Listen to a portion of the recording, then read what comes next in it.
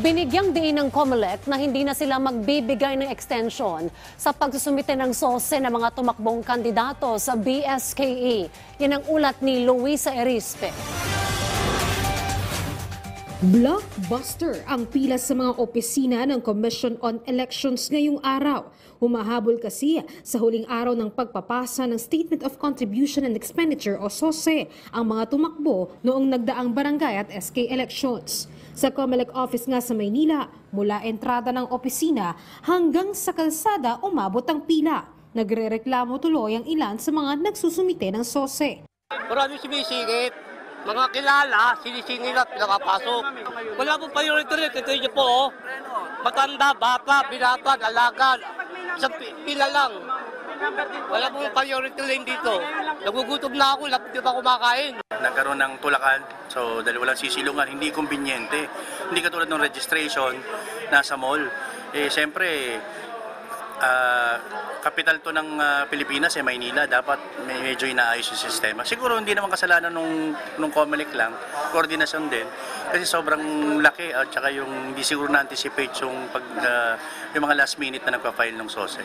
May ibang kahapon pa pumila pero naabutan ng cut-off kaya ngayong madaling araw pa lang nakapila na sila para makakaabot sa pasahan ng SOSE. Kasi nag-cut-off sila, tapos nagbigay sila ng stub para ngayon pong 29. Tapos may mga pinapasok pa rin po sila. Inabot po sila ng 8 PM po. Magkaroon lang ng priority rin yung sa mga senior kasi kawawa rin po yung mga PWD.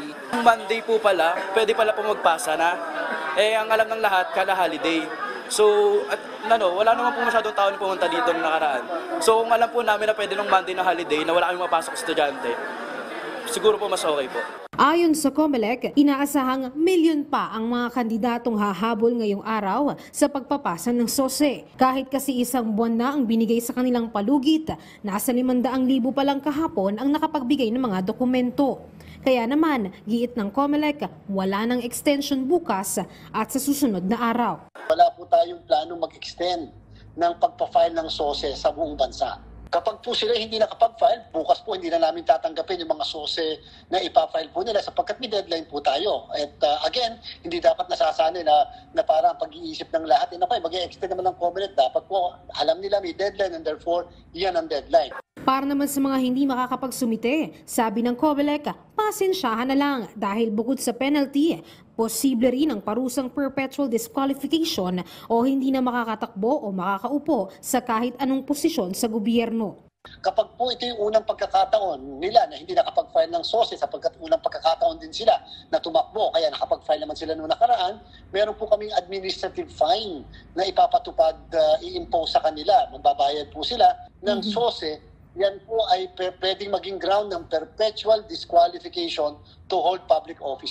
Hindi pwedeng mahalal, hindi pwedeng ma-appoint sa kahit na anong posisyon sa pamahalaan. Sabi ng COMELEC, hindi sila nagkulang sa paalala kaya maging aral ito na maaga pa lang magsumiti na ng mga dokumento. Samantala, inilabas naman ng COMELEC Unbank ang desisyon na i-disqualify ang Smartmatic sa lahat ng procurement proceedings ng komisyon at sa mga susunod na botohan.